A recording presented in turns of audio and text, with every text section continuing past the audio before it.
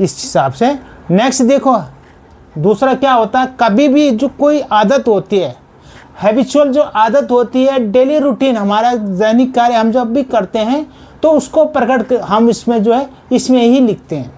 कैसे, हमेशा, जैसे ऑलवेज, नेवर, ये जितने भी वर्ड हम यहाँ पे दे रखे हैं, every month, once a week, ये जो भी है, कोई भी एडवर्ब या एडवर्ब फ्रेज दे रखी हो वाक्य में हमेशा। देखो क्या होता है कि अगर ये जो भी एडवर्ब हम यहाँ पे दे रखे हैं, इनके उसमें जो है सिंपल उसमें हमारा ये लिखा जाता है। ठीक है, आदत या रूटीन के व्यक्त करने के लिए हम जो है हमेशा प्रेजेंट इंडेफिनिट का प्रयोग करते हैं, उसमें लिखते हैं।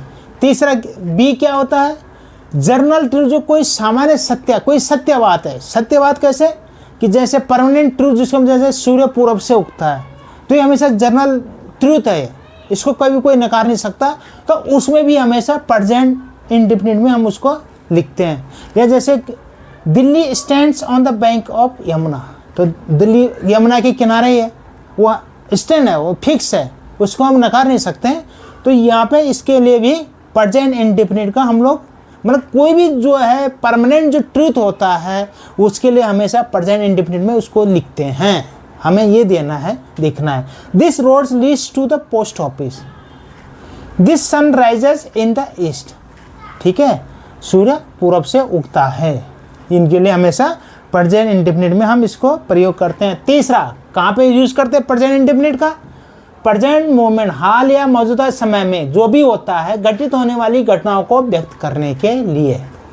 अब जैसे प्रेजेंट टाइम पे जो घटना हो रही है उसके लिए, जैसे I live at Kamla Nagar, Sarla reads in 9th class, तो इसके लिए भी हम लोग जो है, सरला 9th क्लास में पढ़ती है, मैं जो है कमला नगर में रहता हूँ, इसके लिए भी हम प्रेजेंट इंडेफिनिट में इसको बोलते हैं। ठीक है, अब कभी भी आपको ट्रांसलेट करना हो तो आपको प्रेजेंट इंडेफिनिट में इसको लिखना है। ठीक है, डी, कभी भी नियर फ्यूचर, निकट भविष्य में घटित होने वाले एक्शन को व्यक्त करने के लिए भी हम प्रेजेंट इंडेफिनिट में प्रयोग करते हैं। जैसे my birthday comes of next month, they leave at 9 AM tomorrow. ठीक है, तो यहाँ पे देखो कम्स, माई कम्स, लीव, ये जो है प्रेजेंट इंडेफिनिट में ही हम इनको यूज कर रहे हैं। नेक्स्ट ई, किसी कोटेशन को दोहराने के लिए भी हम प्रेजेंट इंडेफिनिट में उसको लिखते हैं। जैसे ब्राउनिंग से, ब्राउनिंग ने कहा, यहाँ पे स्टार्ट हो गया question, quotation, who knows the world may end night tonight. ठीक है, तो इसके लिए भी हमने यहाँ पे इसका प्रयोग किया हुआ प्रेजेंट इंडेफिनिट का।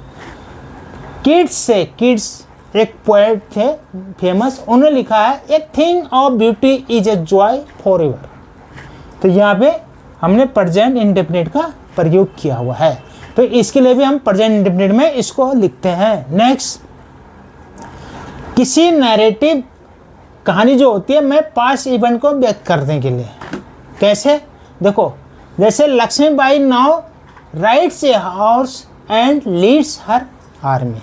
अब देखो, ये घटना तो पास्ट बहुत पहले की है, रानी लक्ष्मीबाई की, लेकिन यहाँ पे भी हमने जो है, यहाँ पे प्रेजेंट इंडेफिनिट में किसी भी कहानी को, पास्ट इवेंट को व्यक्त करने के लिए हम इसको यूज करते हैं। जैसे रानी लक्ष्मीबाई जो है नाउ राइड्स, घोड़े पर चढ़ती है, और लीड्स हर आर्मी, और अपने आर्मी को लीड्स, प्रेजेंट इंडेफिनिट में हम यहाँ पे इसको डिफाइन कर रहे हैं।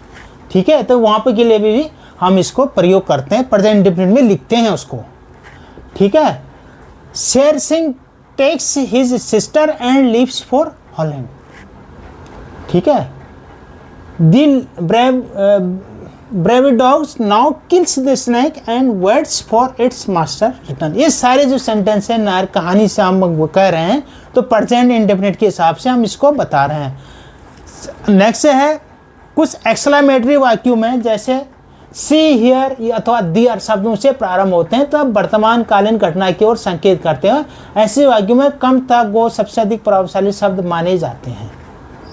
जैसे here comes my mother, see how it rains, there goes the principal.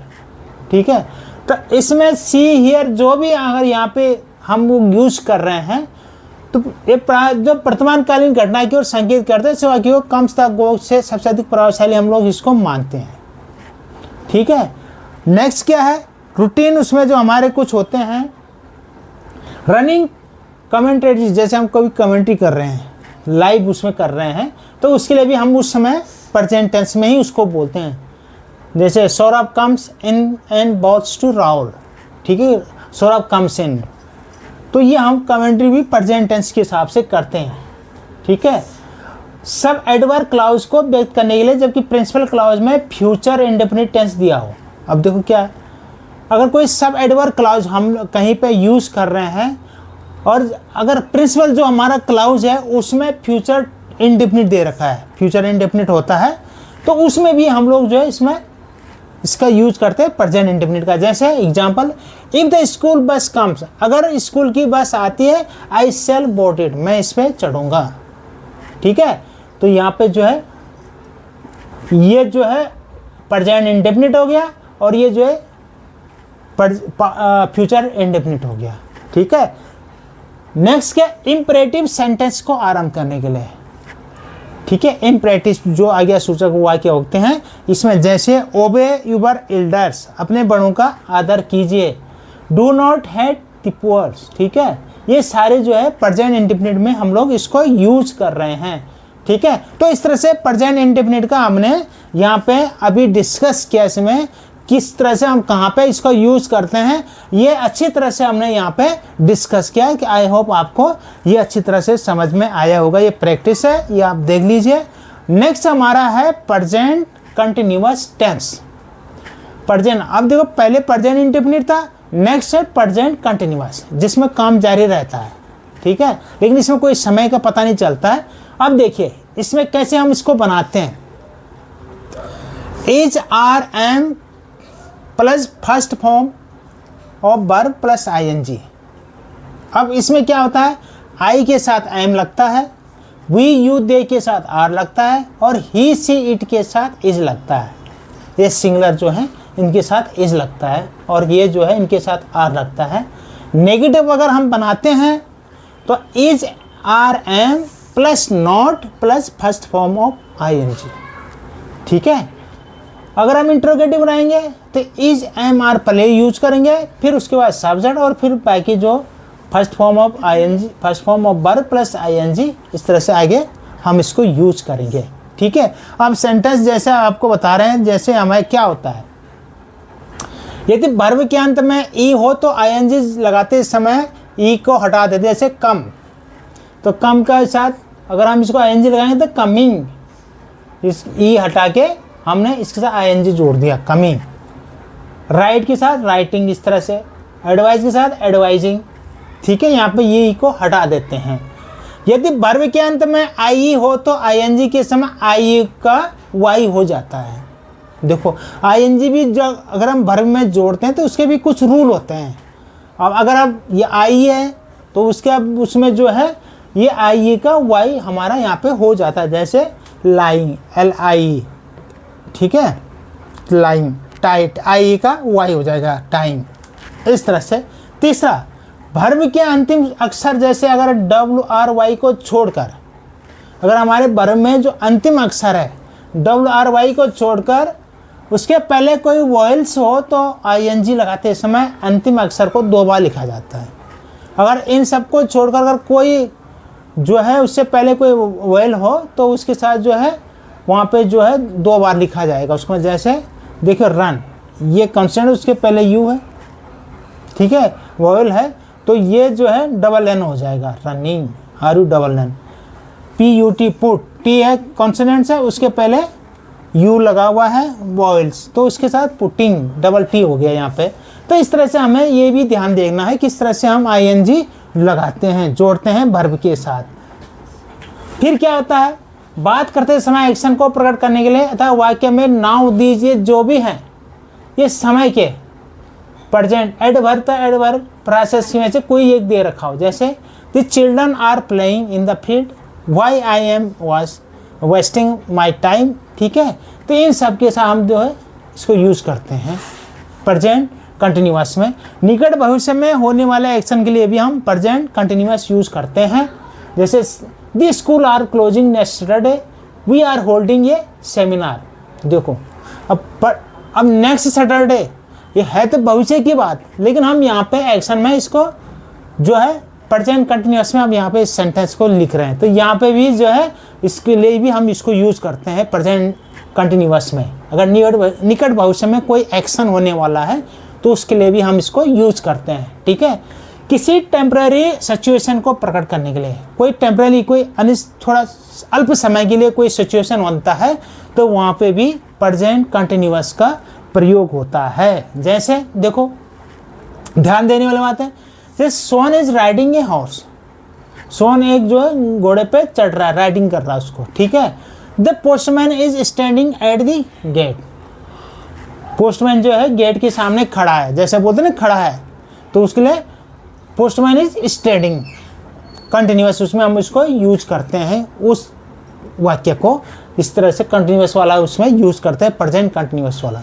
ठीक है, डी ऐसी परिस्थिति को प्रकट करने के लिए वैसे तो अस्थायी हो परंतु लेखक का वक्ता उनको ऐसे प्रकट करो मानो वह अस्थायी हो, इसलिए ऐसा होता है क्योंकि वह उसका अध्ययन अपने पिछले अनुभव के आधार पर कर रहा होता है। अब कैसे, देखो कुछ ऐसी परिस्थितियां होती है कि जहां पे वैसे तो वो अस्थायी होते हैं, लेकिन जो बोलने वाला है लेखक है वो इस तरह से बोलता है कि वो लगता है कि वो अस्थायी है। अब जैसे soon you will come to a big house, this house is facing the south, you can't help appreciating the Taj Mahal, it is wearing a white look। देखो you can't help appreciating the Taj Mahal, लेकिन it is wearing a white look, है तो ताजमहल बड़े उसमें, लेकिन वो इस तरह से बोला कि जैसे अभी हम लोग इसको प्रेजेंट कर रहे हैं इसमें, you will recognise the building, it is touching the sky. ठीक है, तो इन परिस्थिति में भी हम जो है इसको प्रेजेंट कंटिन्यूअस में इस तरह के सेंटेंस बोलते हैं। नेक्स्ट क्या है, टू एक्सप्रेस ए हैबिट और कस्टम, कभी कोई आदत या रीति को हम व्यक्त करते हैं, जैसे बताना चाहते हैं, तो वहाँ पे भी हम प्रेजेंट कंटिन्यूअस का यूज करते हैं। जैसे he is working very hard this day, she is reading the book very regularly these days।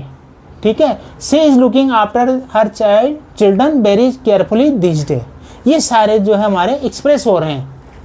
ठीक है, और कंटिन्यूअस टेंस का प्रयोग प्राय क्या होता है हमारा, डिलिबरेट एक्शन को व्यक्त करने के लिए किया जाता है। जैसे I am thinking of A solution of this problem, कोई जो ऐसा इश्यू होता है डिलिबरेट होता है जिसको मतलब जो है हम लोग वो करते हैं, डिलीवरेट करते हैं, उसमें हम इसको यूज करते हैं। I am minding my own business, यहाँ पे भी हम प्रेजेंट कंटिन्यूअस में सेंटेंस को यूज करते हैं, सेंटेंस में यूज करते हैं। अब कुछ नीचे लिखित वर्ब का प्रेजेंट कंटिन्यूअस टेंस में प्रयोग नहीं किया जाता, कुछ ऐसे वर्ब होता है, इससे जो है हमेशा इनका प्रेजेंट कंटिन्यूअस में यूज करने से बचना चाहिए हमें। ये इस तरह से हमें जैसे फील, हियर, सी, स्मेल जो है ये कुछ सेंस होते हैं, वर्ब ऑफ एक्सप्रेशन जैसे इमोशन होते हैं, इनका भी इससे उसे बचना चाहिए प्रेजेंट कंटिन्यूअस में यूज करने से। ठीक है, ये इस तरह से वर्ड हैं कुछ। वर्ब ऑफ पजेसिंग जैसे आउ, ऑन, बिलोंग, पजेसेस। ठीक है, अदर्स वर्ड जैसे सिग्निफाई, सीम्स, ये जो भी वर्ड है इनको हमें जो प्रेजेंट कंटिन्यूअस में यूज करने से बचना चाहिए, यूज नहीं होता वैसे जनरली हम देखें तो। ये यहाँ पे प्रैक्टिस से इस तरह से आप देख सकते हैं यहाँ पे प्रैक्टिस का। ठीक है, ये प्रेजेंट कंटिन्यूअस के लिए। नेक्स्ट है प्रेजेंट परफेक्ट टेंस। देखो प्रेजेंट इंडेफिनिट, कंटिन्यूअस और परफेक्ट में क्या होता है कि इसमें कार्य समाप्त हो गया है लेकिन उसमें समाप्त हुए अधिक देर नहीं हुई है, उसमें ज़्यादा देर नहीं हुई है, इससे हमें ये पता चलता है। ठीक है, जैसे जा चुका है, प्रेजेंट कंटिन्यूअस परफेक्ट में जा चुका है, खा चुका है, इस तरह से हम प्रयोग करते हैं। इसमें क्या होता है, हैज या हैव का प्रयोग करते हैं थर्ड फॉर्म। ये किसके लिए यूज करता है, आई यू वी दे के साथ हैव का, तो ही सी इट के साथ हैज का प्रयोग करते हैं। देखो हैव का प्रयोग बहुवचन प्लूरल वाले के वर्ड के साथ या जो है आई यू के साथ हमें करना है, और हैज का प्रयोग सिंगुलर के लिए, जैसे या सी ही इट के साथ, या तो सिंगुलर होना चाहिए, ठीक है, या जो है ही सी और इट के साथ। हम नेगेटिव में have not plus third form. अब देखो यहाँ पे लिखा हुआ हमने हैज हैव, लेकिन हमेशा नेगेटिव में क्या होता है, have plus not plus third form, इसमें हैज यहाँ पे आया नहीं इसमें। और इंट्रोगेटिव में हैज प्लस या हैव का plus subject plus third form, ठीक है। तो हमें इस तरह से यहाँ पे यूज करना है इनको। अब देखो जैसे है पास्ट एक्सपीरियंस के लिए हमें जो है पहले जो पास्ट का एक्सपीरियंस होता है उसके लिए हम जो है पहले इसका यूज करते हैं। जैसे वाक्य में अंत में जैसे बिफोर, वंस, ट्वाइस, ये जो भी वर्ड शब्द दे रखे हैं, I have seen this girl somewhere before, I have seen the Taj at Agra twice, they have gone to Mumbai once, ठीक है। पास्ट एक्सपीरियंस के लिए हम उसको प्रेजेंट परफेक्ट में उसको यूज करते हैं सेंटेंस को, ठीक है। ऐसे एक्शन का वर्णन करने के लिए देखो गैम्बलिंग हैज, ऐसे एक्शन का वर्णन करने के लिए जो थोड़े समय पहले समाप्त हो चुका है और जिसमें ये जो वर्ड है जस्ट, ये, नो, टिल नाउ, रिसेंटली, ये जो है कोई भी शब्द दे रखा हो। जैसे my brother has return from Kanpur, I have not finished my work, he have you not taken your breakfast, इनके साथ भी हमेशा प्रेजेंट परफेक्ट हमेशा उसको यूज किया जाता है सेंस में, ठीक है। या ऐसे एक्शन का वर्णन करने के लिए कोई काम ऐसा करते हैं जो पहले से हो रहा था और अब तक चल रहा है। जैसे I have known her for 7 year, I have not seen him since Monday, ठीक है।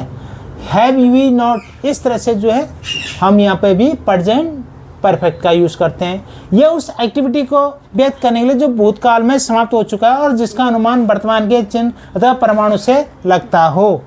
जैसे Sushma has eaten all this bananas, ठीक है। तो यहाँ पे क्या होता है, there are no left any for you, मतलब इसका मतलब क्या है कि उसने सारे बनाना खा दिया, कोई उसमें छोड़ा नहीं है, ठीक है। तो यहाँ पे भी हम प्रेजेंट परफेक्ट में हम इसको इस तरह के सेंटेंस को लिखते हैं। Manorama has gone out, Manorama बाहर जा चुके हैं, तो हर हाउस इज लॉक्ड, इसका कहने वाला कि उसके घर में कोई नहीं है। It has ran during the night, ठीक है। तो द ग्राउंड इज वेट, इसका मतलब ग्राउंड जो है गीला है। तो ये हमारे प्रेजेंट परफेक्ट उसमें हम इसको यूज करते हैं। प्रेजेंट परफेक्ट टेंस के बारे में सर्वाधिक महत्वपूर्ण बात यह है कि इसके साथ कोई टाइम का एडवर्ब या एडवर्ब फ्रास नहीं लगा होना चाहिए। सबसे मेन इंपॉर्टेंट क्या है कि इसमें तो ना कोई टाइम होना चाहिए या एडवर्ब या एडवर्ब फ्रास को हमें यूज नहीं करना है, ठीक है। ये प्रैक्टिस का है, ये आप देख लीजिए। और चौथा आज इसका हम बताएंगे प्रेजेंट परफेक्ट कंटिन्यूअस, ये हमारा चौथा रहेगा। इसमें इसे शब्द को प्रकट करने के लिए आराम होकर जान देखिए क्या होता है प्रेजेंट, उसमें जो है काम जारी रहता है और कुछ हो चुका होता है।